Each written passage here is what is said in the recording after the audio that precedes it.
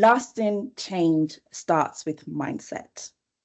The way we think shapes the way we lead, and the way we lead shapes the culture we create. This statement is going to be the basis of our session today. What does inclusive leadership mean to you? When you hear this word, I want us to start from a place where we're all on the same page when we're talking about inclusive leadership. What comes to mind? What adjectives come to mind?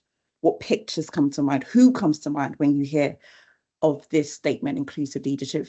And I suppose for the purpose of our session today, I want to make clear what we're going to be talking about when we're looking at inclusive leadership. So we're going to be looking at it from this context, that inclusive leadership is the practice of leading with you being self-aware, leading with intention and action.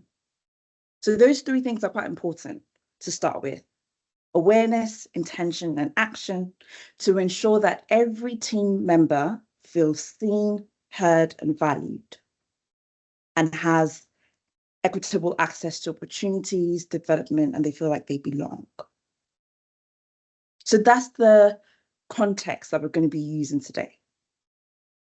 And I suppose a question that then comes to mind, because this sounds really beautiful, and I think a lot of leaders start with that intention. You want your team members to feel seen, heard, and valued. But I suppose the question for me, and what I want to bring into the room today, is what actually gets in the way of inclusive leadership? Because we cannot begin to problem solve if we don't first identify what the problem is. So from your perspective, what gets in the way of inclusive leadership? Assumptions. And what I'm really hearing is, assumptions start in the mind, right? It literally starts with our thoughts. And this is where the principles of behavioral science come in. Because what we know from cognitive psychology is that to understand behavioral change, we need to reckon with the reality, with the facts that every behavior starts with our thoughts. Every behavior starts here with our thoughts, and that influences our emotions, and then that impacts our behavior. So exactly what you said there. So if I'm starting with some assumptions that maybe isn't that helpful, that starts to impact my emotion, and then that has a way of impacting the way I show up to that person, in that relationship, in that communication, whatever it might be. So to your point there, Raquel, when we go back to this definition, and I'm going to paint a picture for you. So let's say, yes, we know that inclusive leadership is the practice of leading with awareness, intention, and action. And that sounds so beautiful. We want to make our team members feel seen, heard, and valued. However, I've had back-to-back meetings today, not had a time to breathe. All of those meetings have been frustrating. People have missed their deadlines. People are not doing exactly what they promised they were going to do. And now I'm about to step into another meeting. And maybe in that meeting, there's some people that just rubbed me up the wrong way. They're a bit jarring. Maybe the values don't align with mine. And so there's a thought process that begins to formulate in my head. Wait, maybe I'm thinking, why do I even need this meeting? These people are so useless, incompetent. When I start thinking like that, what happens to my emotions as maybe I lead that meeting is what? I'm frustrated. I'm agitated. I'm easily irritated. I'm impatient. And maybe that starts to impact the behavior of I stop actively listening in that meeting. I start talking over people. And maybe this starts to impact psychological safety. People in that meeting begin to think, what's wrong with Toluwa? She's not even hearing what I'm saying. And it starts to have a ripple effect of the people in that room not feeling heard, seen, or valued. And then this repeated pattern of behavior is exactly what gets in the way of inclusive leadership.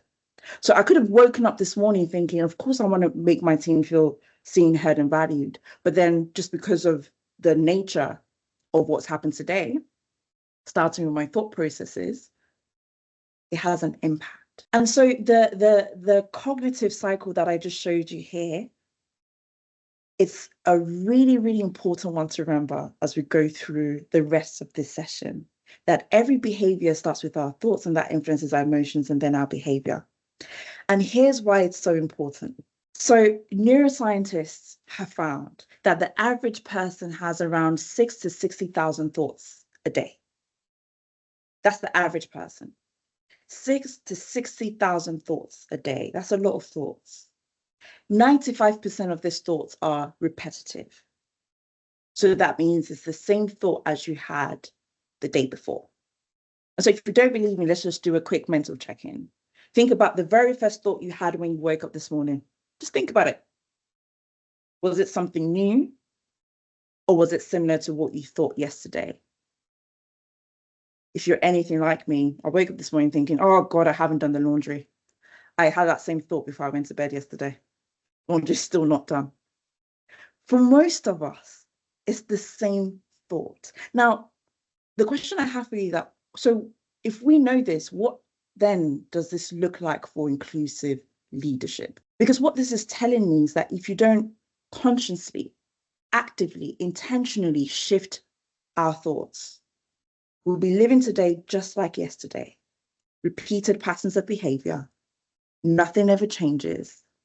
And so if yesterday I had those thoughts where I was thinking, oh gosh, my team are useless, they haven't done X, Y, Z, and those thoughts go unchecked, what happens next? And this is really powerful if we want to be leaders that actually show up with awareness, intent, and action. But I'm going to blow your minds just a little bit more before we move on to some conversations. Again, there was a research done by Harvard in 2014. And they found that 75% to 80% of our thoughts are negative. So that means that actually, if you're here and you're thinking, oh, I never think that about my team, or I'm not the kind of leader that would do X, Y, Z. Research shows that 75 to 80% of our thoughts are negative. And when I say negative, what I'm actually saying is, are your thoughts helping you right now, or are they hindering you? So if we bring it back to the context of inclusive leadership, what we're thinking about here is the thought I have about this person or about this situation. Is it helping me move forward? Is it helping me be the kind of leader I want to be? Or is it hindering me? All we need to do is just notice what's going on for us, observe what's going on for us, and then actually think, okay, what's within my control here? So I'm going to pause here for a second before I move into the second and third part of what we have today. What we've just looked at here is the first bit, understanding the science behind inclusive leadership. And then we're going to go into some practical techniques that can help us lead with greater awareness, intention, and impact. And hopefully you're going to leave this session today understanding your mindset patterns. But actually, from what we've just spoken about so far, in terms of our thoughts and how that impacts our emotions. And I'm going to be sharing with you a framework. And again, this is a framework that we use a lot with our clients at ZOA. And it's not just even for inclusive leadership. It's really helpful when you're thinking about conflict, when you're thinking about change, when you're thinking about uncertainty. This is a framework that can be really, really useful. But of course, for today, we're going to ground it on the context of inclusive leadership. And this framework is called REP. Very easy to remember, R-E-P. So REP essentially stands for Reframe, Evidence, Plan. Reframe, Evidence, Plan. And I'm going to be taking you through each pillar today. So let's start with reframe. So reframe is essentially taking a negative thought. Say, for example, I have a thought, and again, remember when I say negative, I'm saying a thought that isn't helping you move forward, is hindering you, right? So I'm taking a thought, for example, that says, if I raise this topic of inclusion in this meeting, people will think I'm being difficult or making it about politics. That's a thought that maybe is not helping me in the moment because maybe it's helping me just overthink rather than move into concrete action. So we're going to take that unhelpful thought to something more factual and values-driven. But just out of interest, if we just start here with this negative thought, what kind of emotions or feelings would happen if I had this thought? Feel free to put it in the chat, come off mic. If I had this thought of, if I raise this topic of inclusion in the meeting, people think I'm being difficult or making it about politics, what kind of emotions might start to show up for me here? Any thoughts?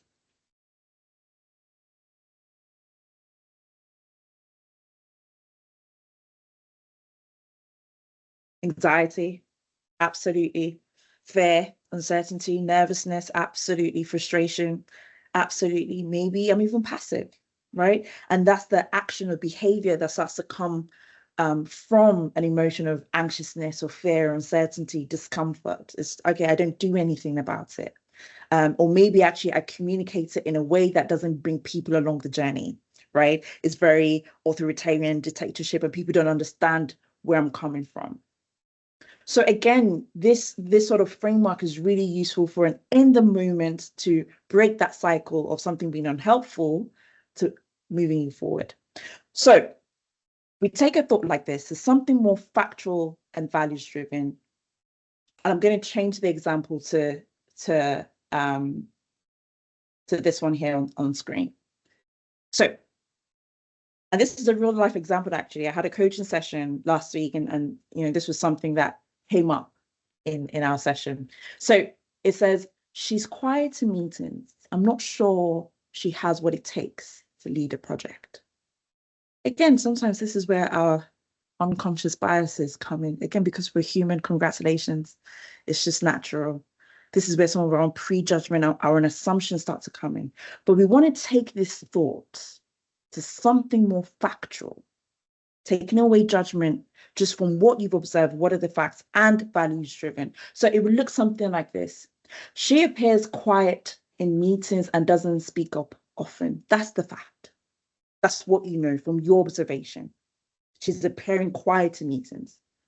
But the but here, friends, is what's really powerful, because you want to go back to your core value. What matters most to you as a leader? But I'm a leader committed to curiosity and inclusion. That's your core value. You go back to what matters most to you. And then that gives you a different line of action. So I'm going to take the time to speak with her and understand what might be going on. And all you're doing in this moment is signaling to your brain, you're giving it another visual cue that instead of it choosing the path where, you stop here. She's quiet to meetings. I'm not sure she has what it takes to lead a project. Maybe that behavior results into you don't give her the projects because you have your own assumptions. It's taking you from a place of assumptions to lead in with curiosity. It takes you from a place of, okay, I have no choice as a leader, but to give somebody else the project.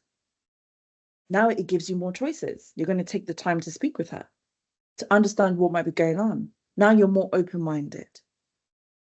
But more than that, you start to focus your energy on actually what you can control by focusing on what matters to you the most, your core values.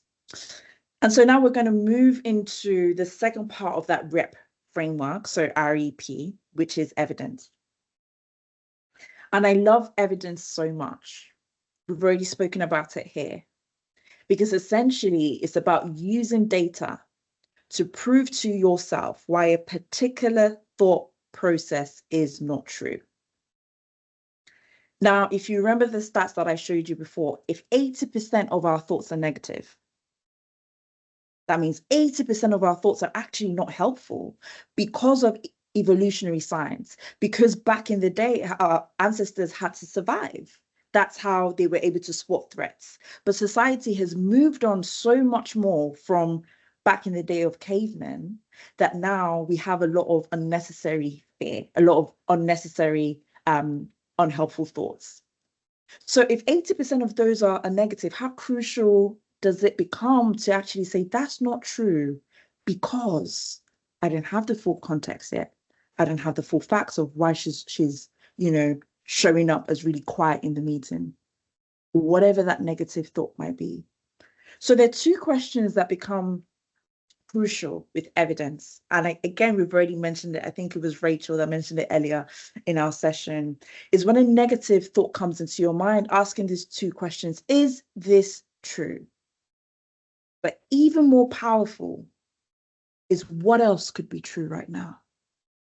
We've already mentioned that the mind is designed to tell stories. That's why children love stories so much, because we're creative beings. And it's, there's a pro and con to it. So the advantage of that is that it makes us creative, and we can present and do public speaking and, share something that is really boring like data and make it really exciting for people around us. But actually, the negative side of that is when a factual thing happens, we bring in our emotions, and that really twists the fact of reality. So asking yourself that second question is even more important. What else could be true right now? Because the mind can be our own prison or our own freedom, our liberation, moving us to be the kind of leaders that we want to be.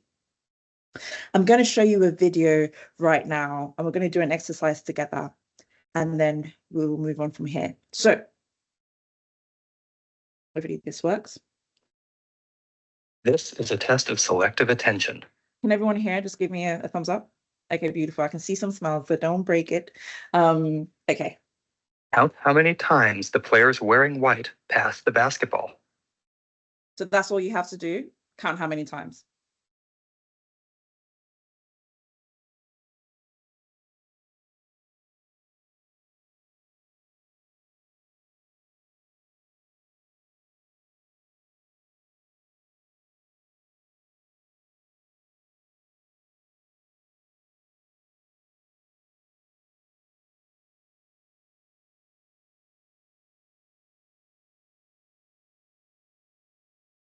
How many passes?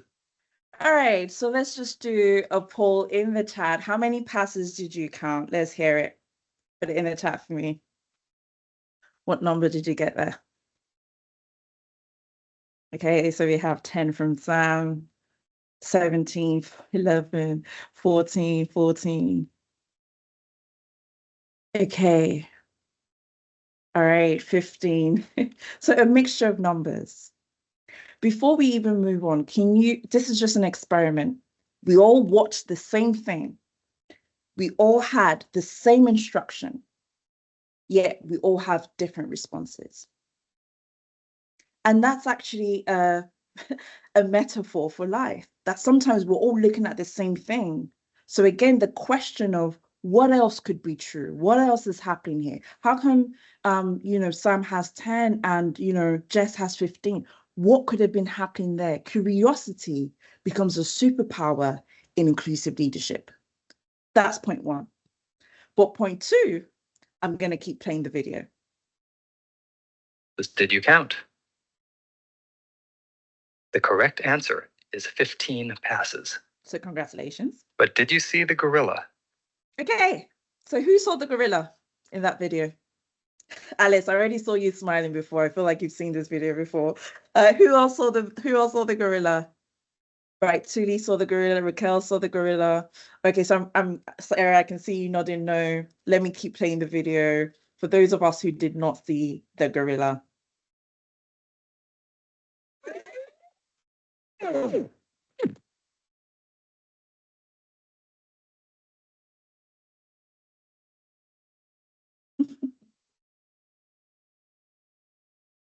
This video is from research. All right. Okay, so I'm just watching that video, particularly part 2 around the gorilla. What is this telling us about inclusive leadership? Like, why is that experiment so important for a conversation around leading with inclusion? Any thoughts? Oh, Charlotta? No, sorry, that was an old hand. Oh, no. That was the previous hand. We'll bring that down. But yeah, any thoughts on why is this important when we're looking at the things that we miss? A lot of us didn't see the gorilla. So I've got a thought. We only know what we know, and that is shaped by our own personal life experience, and you need other people's viewpoints to be able to see something from a different angle. Absolutely. Thank you so much. Thank you so much for that. Because essentially, and actually, this is what causes conflict a lot. Because whatever we choose to focus on is what we see. And that is incredibly important when it comes to inclusion. We're all human. Whatever you choose to focus on. So this experiment was really interesting because it started with the leading question. Your instruction was to count the amount of times the ball was passed by the players wearing white or black, I can't remember. So naturally, your tunnel vision, your focus was counting how many times that ball was passed. And it's easy to miss the gorilla. So it's even more of an important question to ask yourself whenever you're looking at the facts, that is this the full story? And it's going back to those two key questions. When we're looking at the evidence, when an unhelpful thought comes into our mind, is this true? What else could be true right now? If this is your only takeaway today, I would really love for it to be this.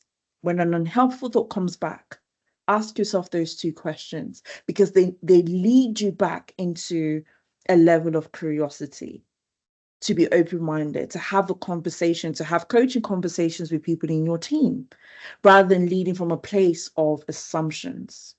And then that brings us to the last part of the REP toolkit, which is plan. So plan is another incredibly powerful tool, because what happens, friends, when we get things wrong? We're human. Remember I told you that the mind can be your own prison or your own liberation?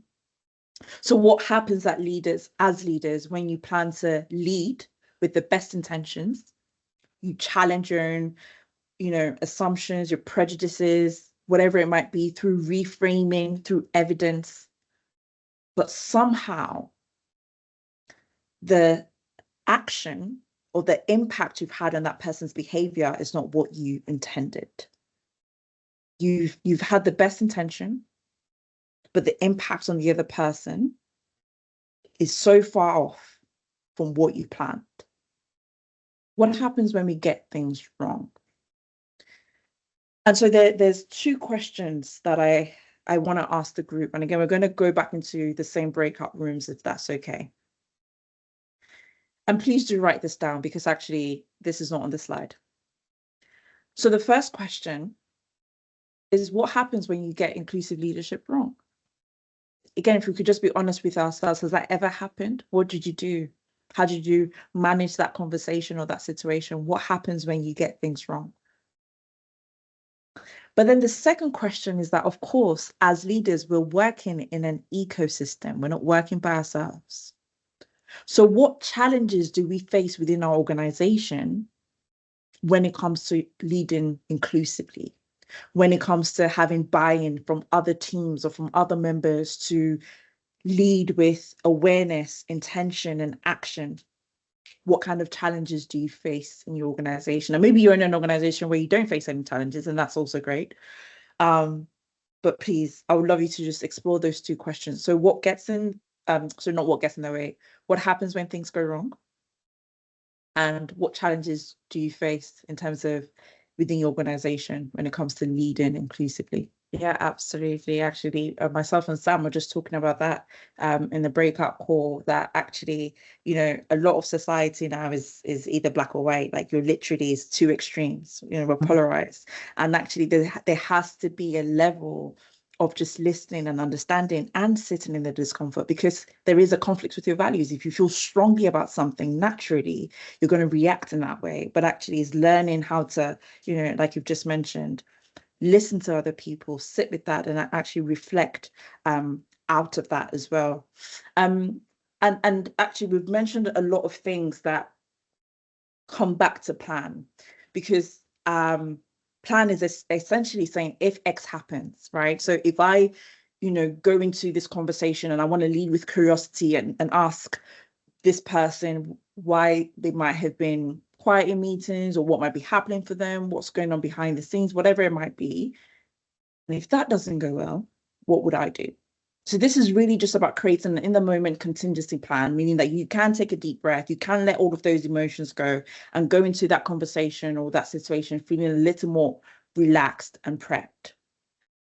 And so the framework that I want to share with you when things don't go as planned is called reflective practice. And it's essentially what was already said, that power of reflection.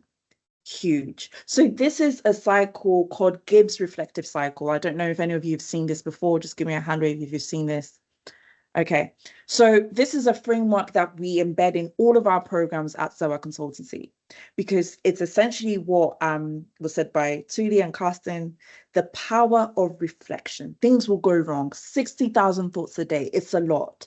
But if you can bring in a habit, and I'm going to explain what the cycle is in a second, but if you can bring in a habit that is literally around reflecting over the most powerful, unhelpful thought you've had that day.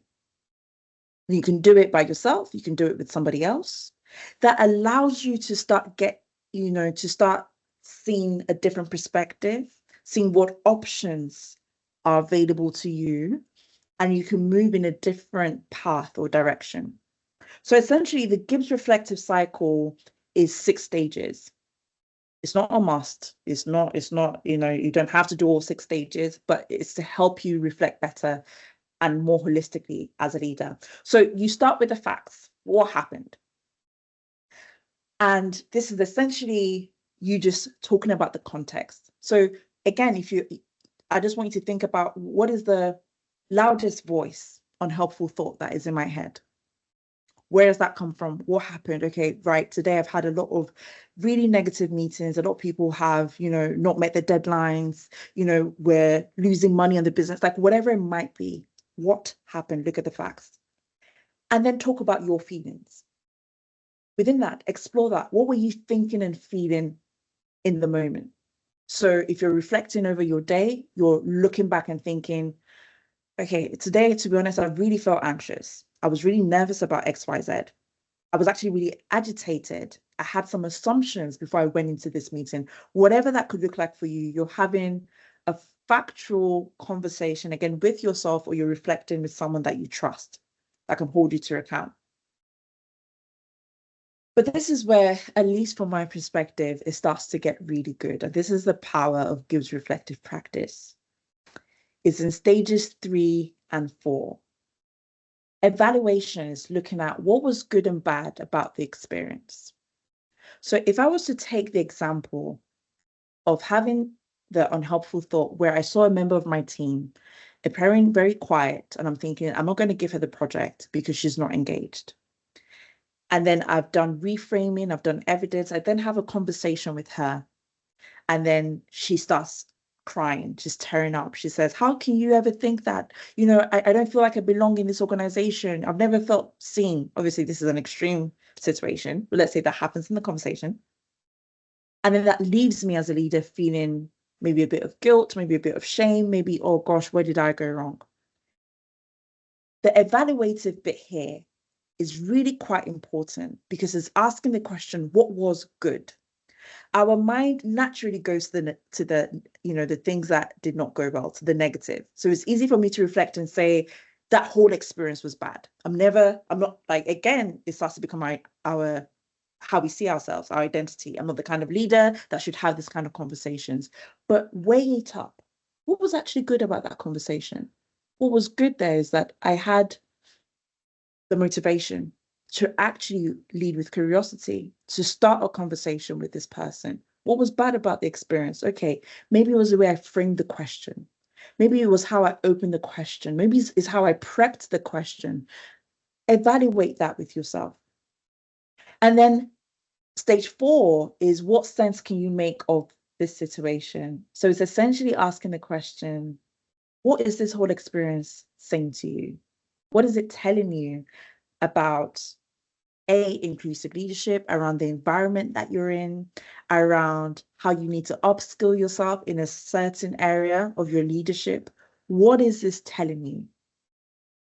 And then we have conclusion. What else could you have done?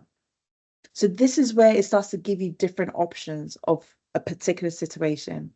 And then you go into action plan. If it rose again, what would you do? And I find reflective practice using the Gibbs reflective cycle really, really quite useful. Because again, it's not about, oh, wait, I have to go through all of the 6 stages. It's about building a habit of reflection. So if that's literally in your calendar, at the end of your day, you're reflecting and saying, okay, what is the most powerful, unhelpful thought that is in my mind right now? What happened? What were my feelings around it? What was good around that? What would I do in a different way if I was to do this again? And that literally summarizes the Gibbs reflective cycle. Any questions on this before we move on? Does that make sense to everyone? Yeah, beautiful. And so essentially what we've looked at so far is REP, the REP framework. And I'm going to put a link into the chat right now. But if you feel like this is something that will be useful for yourself, that you want to dig in a little bit deeper, you want to explore the REP framework with yourself or with your teams, please just use the link in the chat and put, you know, I would love to have a conversation and someone from the team will get back in touch with you. Again, like I said, we use this REP framework to talk about change, to uncover issues with conflict, AI resilience, communication, and more.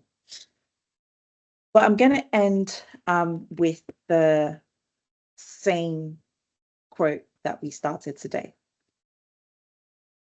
Lasting change starts with mindset. The way we think shapes the way we lead, and the way we lead shapes the culture we create. Hopefully you believe this even more, recognizing the power of your thoughts. And if I was just to summarize what we've looked at today, it's going to be in these 3 areas. Notice. The first homework I want to give all of you and encourage you to do just this week, between Wednesday to Sunday, is just noticing your thoughts. The more you practice that habit, it goes from a subconscious to a conscious effort. The more you're just noticing, okay, what's happening with my thoughts? It's not about judging. It's not about saying it's right or wrong. Notice, choose, act. And noticing is about you checking in with yourself. Like I said, you want to stop and breathe. Choosing is then thinking about, how can I lead with curiosity here? Do I need to reframe? Do I need to bring in some evidence? What is true? What else could be true about the situation? Has the situation already happened, and do I need to plan? And then act, thinking about what is within your control right now. Like I mentioned earlier, the brain is like a muscle, so you do have to do the work, but it starts slowly. You may feel like, oh my gosh, this is too much to remember. But the biggest mindset trap is you thinking, okay, this was great. And then you don't do anything about it. What I would love you to do from this situation is just choose one thing. What is the one thing that you want to do more of as a result of this session? Put it on a Post-it note. It has to be visual, because you're training your mind, you're training your brain into a different visual cue. So I'm going to end today with a quote from one of my favorite psychologists. And it says, whatever you think about the most grows. The more energy you give to a thought, the stronger the neural network becomes in your brain. This is both empowering and a reminder to choose your focus wisely. What are the facts? What else could be true? What are you giving focus?